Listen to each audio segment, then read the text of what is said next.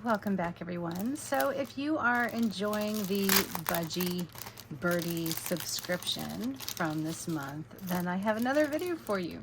Kind of building on what we've just previously learned, I thought I would come back and we would just kind of have a little fun playing with these wonderful watercolors and painting more little birds.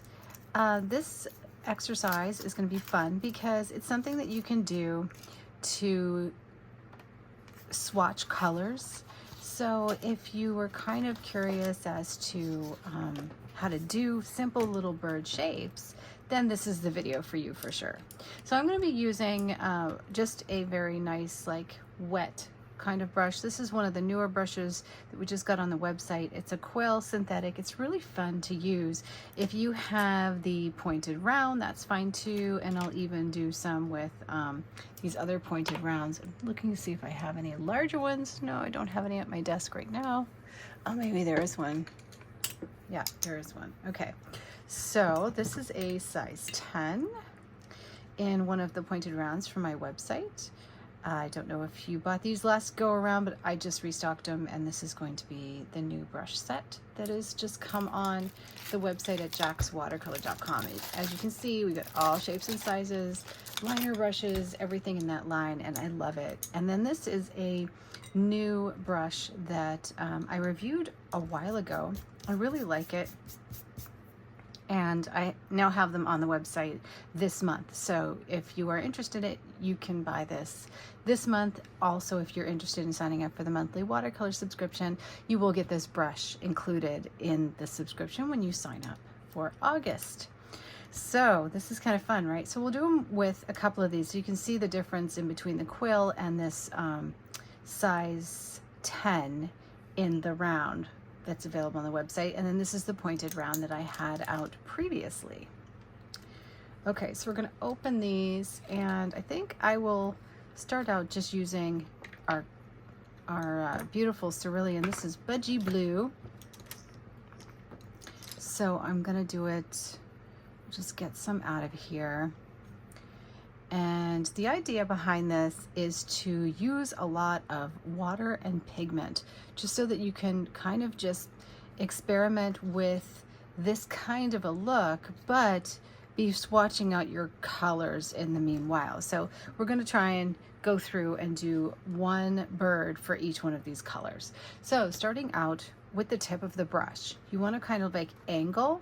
And we're copying this bird right here, but we're going to try and do it in like 1 or 2 swipes using water. So there's water and pigment in my brush. It's only one color. So to get the tail, I like to start with the tails. You can start with anything. I'm just going to drop this and drag it, and that's going to give me that tail. Now, continuing on with that stroke, I'm going to press down for the belly of the bird and stroke up. And see how it nicely breaks up the color, right? So if I just added a little bit more water onto my brush, then I can go to the top here and kind of build on that nice stroke. Isn't that pretty? Really cool. And now we're going to finish off a stroke of round for the top of the head, and then one for the bottom of the head, and then a little beak. And that's it. Simple like that. We're not going to try and do too much. If you want to make it a little larger, you can. You can leave some white, which is what I'm doing here. And then you can also kind of brush out a few other little strokes for the tail. A couple of delicate lines with the tip of this brush. That's what I love about these quills. These are like so nice because they are like squirrel, like a synthetic squirrel, but they have tips. And I've been really enjoying like every size in these brushes. I tend to love this kind of brush. So, you know, to me, I'm so on board. So if you're looking for a good quality brush, this is the month to get it for sure. Okay, so then we can move the color around. If you want to just kind of like dab at it, you can swipe at it. You can dry your brush out and go at it with some water. You can even lift out some color if you want to. So there's all kinds of things. So I would take maybe the pointed round and get it wet, and then just lift out some color, or you can just go ahead and drop in water right on top of this watercolor like that, and just kind of let it set, and then we can go back and add an eye later. All right, let's rinse out the brush and we'll do another one. We'll try and get this shape here. Maybe we'll do it in our yellow green mix here, because I've kind of dirtied my yellow, but that's okay. So I think I'm going to start with the head on this one. So I'm just going to kind of do that little beak tip there, and then I'm going to do a nice little round dot for the bottom of the head and one for the top of the head like that, leaving some of my, let me blow it up a little bit, leaving some of my white space so that I can kind of play with it. And if I got it too wet, that's okay. I can just dab it out like that, it's fine. And then for the body, I'm gonna go ahead from here and press my brush down to try and get a nice big stroke, and then lift it when I think I've got plenty of bird.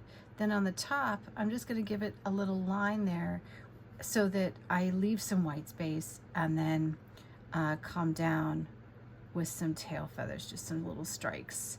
Nothing too crazy, just like that. A little bit of perching there, and we're not even adding the perch yet. We're just gonna like leave it.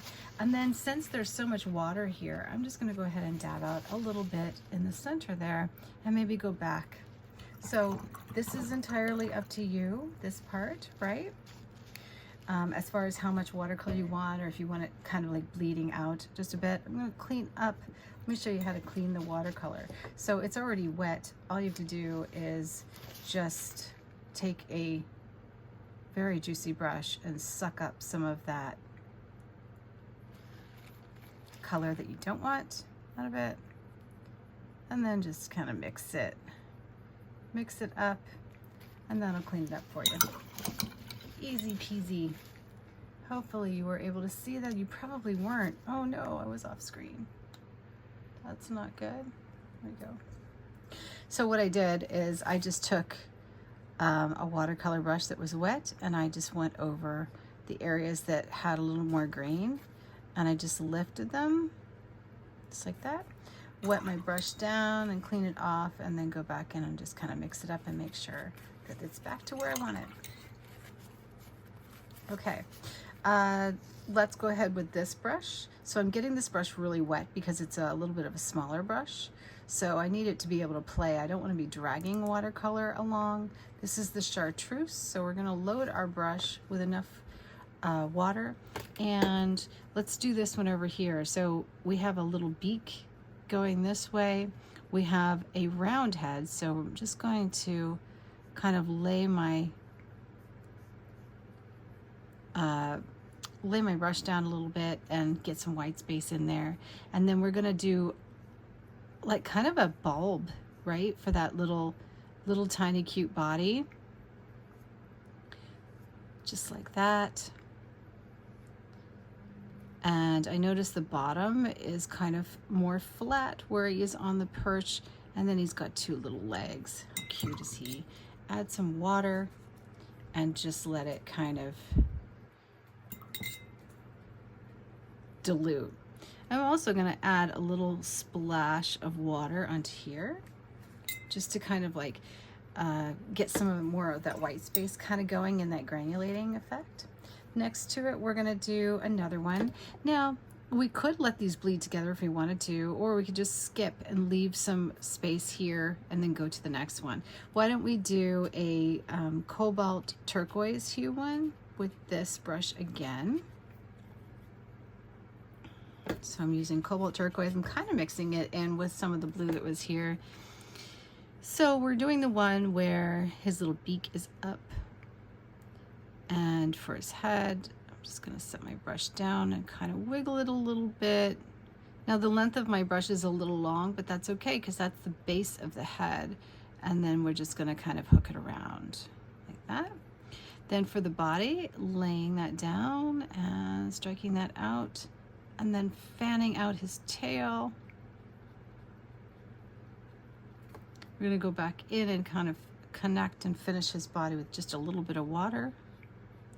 on my brush. Still got what's left over on my watercolor, but I'm mostly just using water now for the underside because I don't want anything too perfect. Good. There's that little guy. This little tail coming out. These are cute, right? They're so fun to do. So we've got this one guy here, and he could actually get a little bit darker on the lower end because you see how he's got his belly's like a little bit bigger. So I'm gonna go here with his beak, and I'm gonna add some to the bottom, and I'm also gonna add some belly on him with a little bit darker green. Just like that. And just let it bleed in. Maybe a little bit of wings here popping out. It's a little detail. Next we're going to do this one, and let's do like maybe autumn orange for our next guy. So coming up at the top, we're just going to need a head. So probably 2 strikes for the head, and then a strike for the body, another strike for the body. My brush is a little bit less watery, but that's all right. We just make that work. And then some tail feathers. The tail feathers are kind of like my favorite. And then connecting that body with a little more energy. And then just kind of like letting it blend down here. I'm just kind of, I mean, we all know what it is, right? We only have to get so much to make the appearance of what it is. And then a little beak.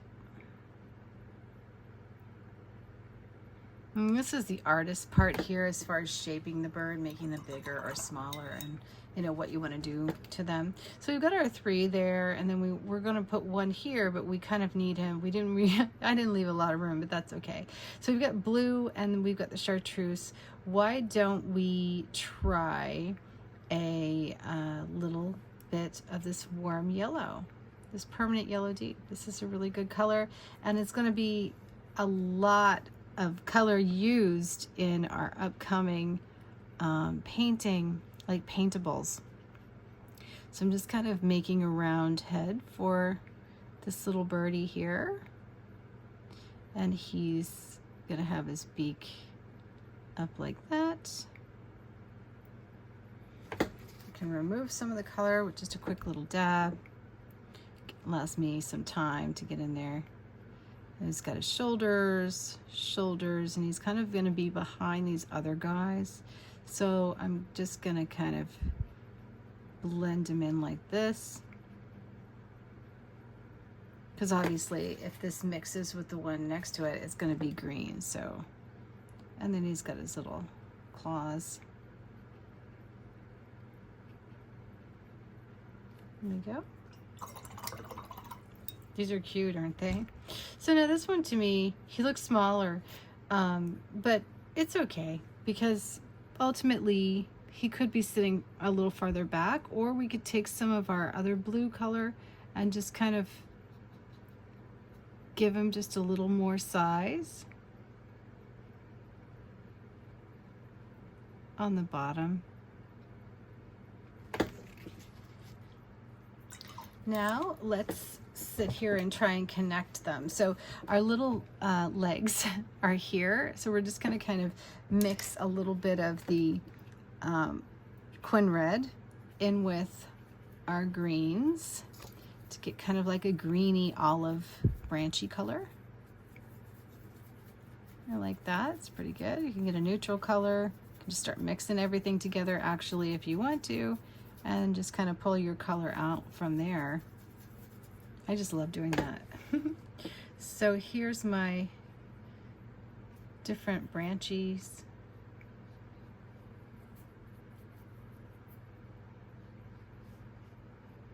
And I'm just gonna get it going here.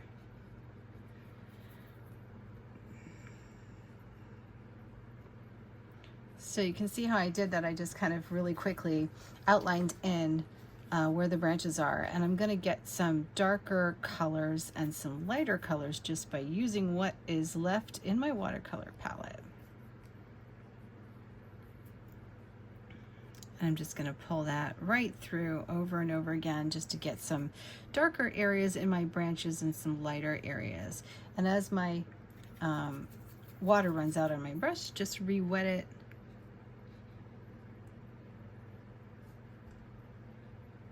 And that gives us nice texture to the branches and a couple of different layers to them.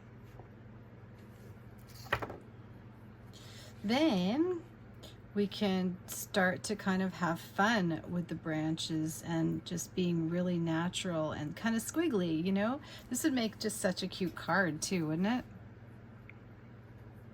So mixing in some reds to get some of these, you know, darker kind of tones.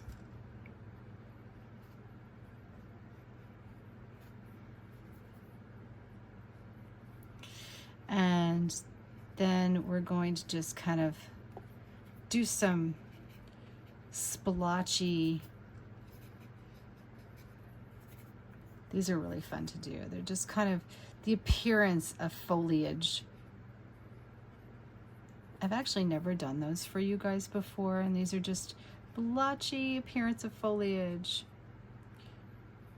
I'm on a roll with this brush, and it's just kind of just doing little X's and little L shapes or little curls out with the foliage. Just setting the brush down and just grabbing some of this green and the yellows, and that's really what makes it so much more natural. Adding a little water and splashing that around.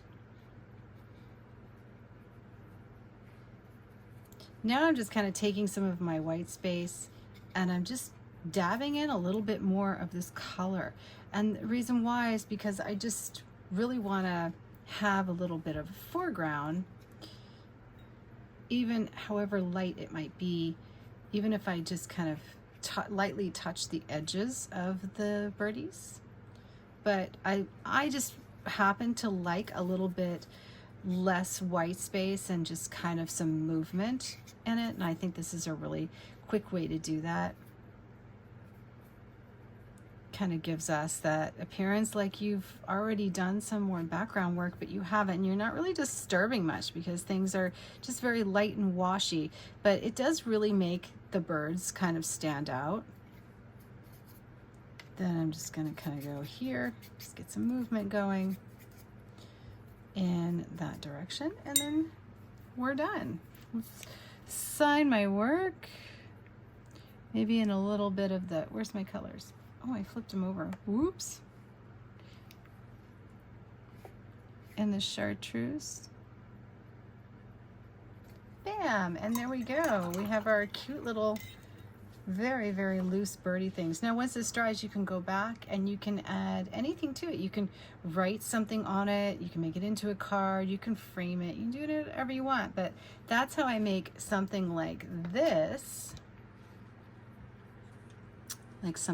here, into a very loose kind of fun interpretive painting.